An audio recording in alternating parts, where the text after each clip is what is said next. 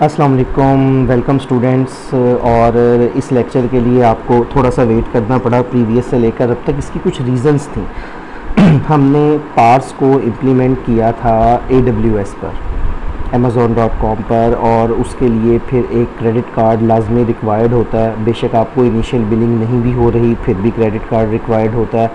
और फिर उसमें ना कुछ अनयूजुअल बिलिंग्स भी हो जाती हैं, क्योंकि उसका जो फ्री टायर आर्किटेक्चर है वो अगर हम डिटेल से पढ़ें तो आफ्टर सम ऑर्स या कुछ ट्रांजैक्शंस के बढ़ने के बाद ना बिलिंग होना शुरू हो जाती है।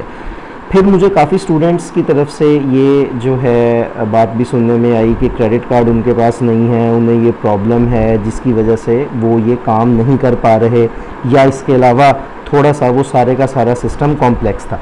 तो मैंने थोड़ा सा रिसर्च किया कि हम अगर वर्किंग को सिंपल कर सकें, इस तरह से कर सकें कि वो हर एक की रेंज में हो, क्रेडिट कार्ड का इशू ना हो, तो हम सर्वर को किस तरह से इम्प्लीमेंट करेंगे। उसमें मेरे जहन में फिर ये चीज़ भी थी कि जितनी चीज़ आप कर चुके हैं, जो अंडरस्टैंडिंग आपकी है, कम से कम वो सिलसिला वैसे ही आपका चलता रहे।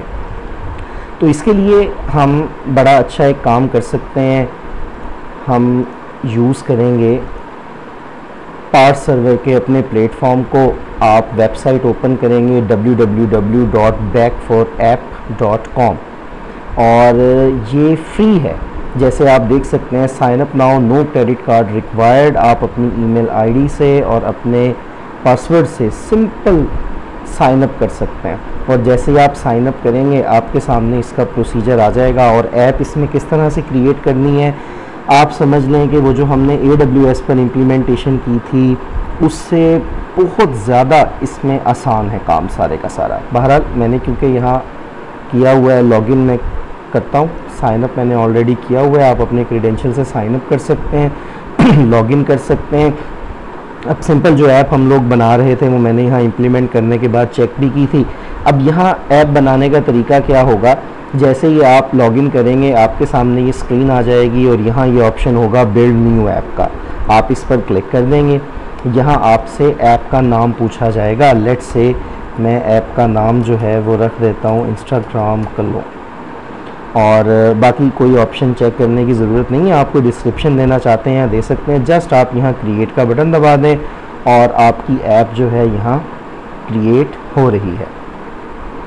अभी हमारे पास इक्वेशन का प्रोसेस मुकम्मल हो जाता है तो आप देखेंगे वहाँ जो हमें कीज़ जनरेट करना पड़ती थी, फिर एड्रेसेस लेना पड़ते थे, यहाँ वो सारे का सारा काम हमारे पास ऑटोमेटिकली हो जाएगा। यहाँ से हमें एक टेम्पलेट भी मिल जाएगा एंड्रॉयड के लिए जो हम डाउनलोड कर सकते हैं और उस पर काम कर सकते हैं। अगर आप में से कुछ लोग iOS पर काम कर रहे हैं तो वो भी यहाँ से एक न्यू ऐप बना सकते हैं। ये देखें, जस्ट इतना सा काम करने से हम ये अपने सर्वर प्लेटफॉर्म पर पहुँच गए। और आप जानते हैं पहले ये काम करने के लिए कितना कुछ हमें नहीं करना पड़ता था। बहरहाल हम यहाँ से आते हैं डॉक पर, डॉक्यूमेंटेशन पर आ जाते हैं इसकी, और यहाँ आप देख सकते हैं डिफरेंट किसी भी चीज़ के लिए Android, iOS, JavaScript, react, xamarin etcetera etcetera. हम यहाँ एंड्रॉयड पर क्लिक करते हैं और सबसे पहला ऑप्शन हमारे पास है start from template.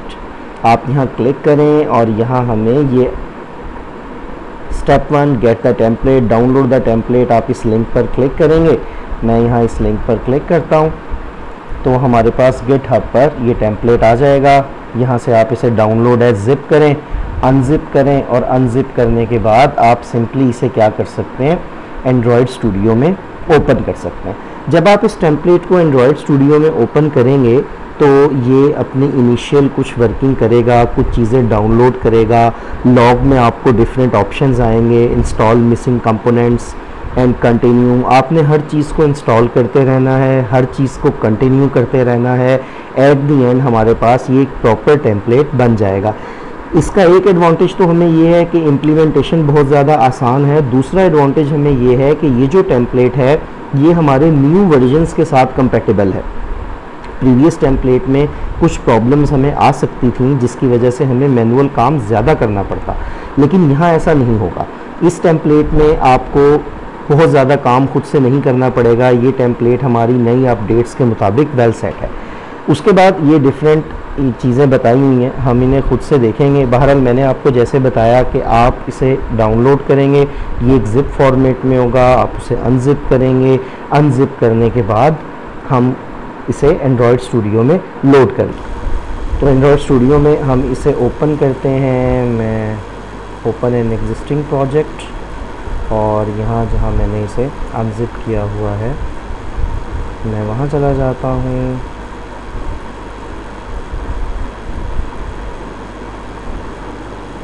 New parts backend के नाम से ये हमारे पास प्रोजेक्ट आ गया। ये प्रोजेक्ट हमारे पास अभी लोड हो जाएगा और लास्ट टाइम जैसे हमने देखा था बहुत सारी सिमिलैरिटीज़ ही होंगी आपके पास। कुछ ऑप्शंस थोड़े से चेंज होंगे, फाइल का नेम चेंज हो जाएगा, इसके अलावा चीज़ें हमारे पास चेंज नहीं होंगी। ये बहुत सिंपल टू यूज़ रहेगा आपके लिए। ये प्रोजेक्ट लोड हो रहा है अभी। सारी चीज़ें जैसे मैंने आपको बताया आप सब इंस्टॉल, मिसिंग कंपोनेंट्स वगैरह ईच एंड एवरीथिंग इंस्टॉल कर लेंगे। वो करने के बाद ये जस्ट आपको एक वार्निंग देगा, इससे कोई इशू नहीं है। वार्निंग से हम अपनी बाकी वर्किंग कर सकते हैं। इसे मैं डाउन करता हूँ, हम ऐप में आते हैं, जावा और एज़ प्रीवियस हमें 2 यहाँ जावा फाइल्स मिल जाएंगी, उन्हें हम ओपन कर लेते हैं। और ओपन करने के बाद ये रिसोर्सेज में लेआउट में एक्टिविटी मेन जो है वो हमारे पास यहाँ आकर अभी लोड हो जाएगी। जैसा कि स्टूडेंट्स मैंने आपको बताया था, ये मैंने इसमें वो जो हमारी बेसिक चीज़ें थी वो कुछ कॉपी पहले से कर ली हुई थी, इंस्टाग्राम वाली, उससे रिलेटेड सारी की सारी चीज़ें जैसे प्रीवियस हमने थोड़ा सा काम किया हुआ है। सिर्फ़ और सिर्फ फ़र्क ये है कि वहाँ हमारे पास एक फ़ाइल होती थी पार्स स्टार्टर प्रोजेक्ट यहाँ मेन एक्टिविटी पर, और उसमें आप इनिशियलाइजेशन कोड देते थे। यहाँ उसकी जगह हमारे पास ऐप नाम की फ़ाइल होगी और बिल्कुल उसी तरह जैसे हम इनिशियलाइजेशन कोड वहाँ देते हैं हम यहाँ देंगे Parse dot initialize new Parse dot configuration builder this और एप्लीकेशन आईडी, क्लाइंट आईडी और सर्वर। अब हम देखते हैं कि ये जो 3 चीज़ें हैं एप्लीकेशन आईडी, क्लाइंट आईडी और सर्वर, ये हमें कहाँ से मिलेगी। हम यहाँ आते हैं और मैं आ जाता हूँ माई ऐप्स पर मैं क्लिक करता हूँ। तो जितनी ऐप्स मैंने बनाई हैं, जैसे ये इंस्टाग्राम क्लोन हमने अभी बनाया था, आपने यहाँ आ जाना है सर्वर सेटिंग्स पर।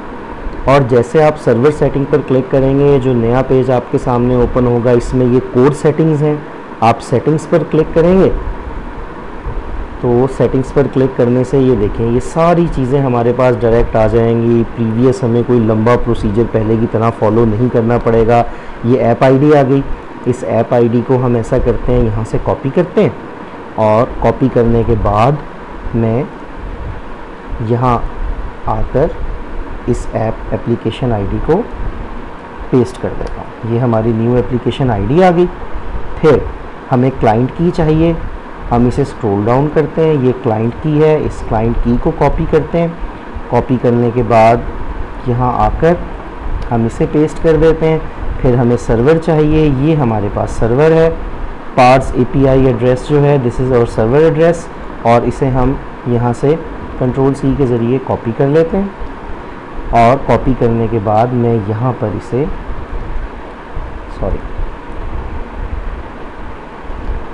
पेस्ट कर देता हूँ। ये हमारे पास सेम ही रहेगा, फिर भी मैंने एक प्रोसीजर आपको यहाँ पर शो करवाया। तो स्टूडेंट जस्ट आप देख सकते हैं 2 और 3 स्टेप्स में ये सारा काम है कि आप साइन अप करें, लॉगिन पे आएँ, एक नई ऐप क्रिएट करें। जैसे ही आप नई ऐप क्रिएट करेंगे उसका डैशबोर्ड ओपन हो जाएगा और सर्वर सेटिंग पर जाकर हम अपने प्रोजेक्ट्स की इंफॉर्मेशन ले सकते हैं। डॉक्यूमेंट में जाकर आप स्टार्टर टेम्पलेट जो है वो डाउनलोड कर सकते हैं और ये वर्किंग हमारे पास बहुत आसान हो जाती है। अब हमने देखना है कि हमारी ऐप जो है ये सारी की सारी इंफॉर्मेशन देने के बाद लिंक हुई है या लिंक नहीं हुई। इसके लिए हम क्या करते हैं कि इसे डैशबोर्ड को ओपन करते हैं। देखिए हर एक ऐप का डैशबोर्ड डेफिनेटली अलग अलग होगा।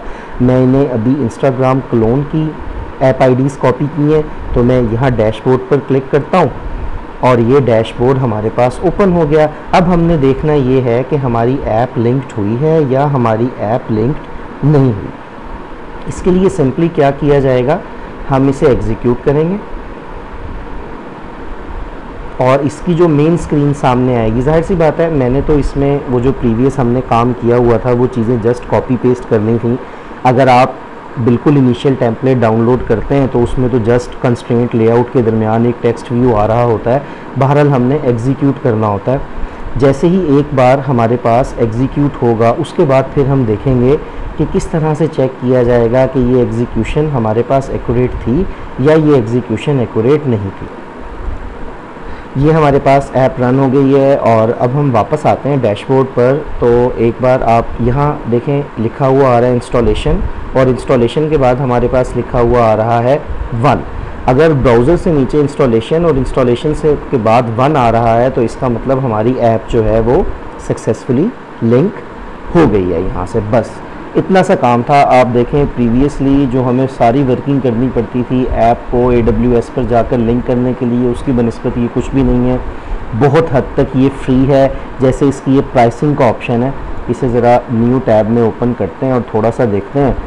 इसका जो फ्री प्लान है ना, देखें ये इसका फ्री प्लान है, हाई लिमिट और 0.5 GB डेटाबेस स्टोरेज है, 5 GB फाइल स्टोरेज, 10 रिक्वेस्ट पर सेकंड और 10K request per month, 1 cloud code job. हमारे लिए लर्निंग फेज़ में ये फ्री अकाउंट इनफ है।